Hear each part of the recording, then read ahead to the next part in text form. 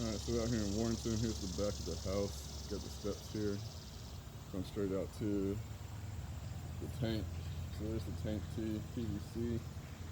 The line is ABS. Stand over here real quick.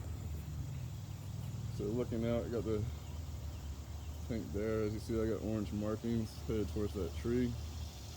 It's 30 feet from here.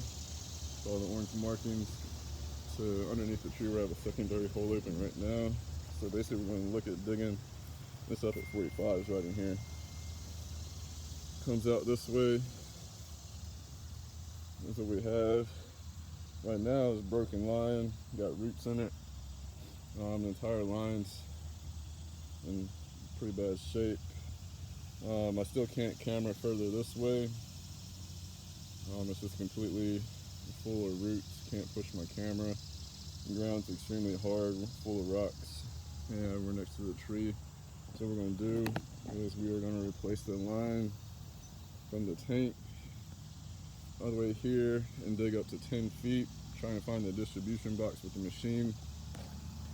And when we run the line, we'll try and reroute it, or actually we'll try and reroute it further away from the tree so there's less issues. We'll find out where the distribution box is at.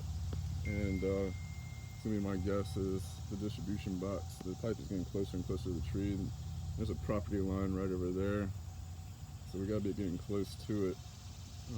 The distribution box, I'm gonna say, is under this tree, probably full of roots and destroyed, but we can't confirm that till we can find it. And at this time, hand digging is really not an option.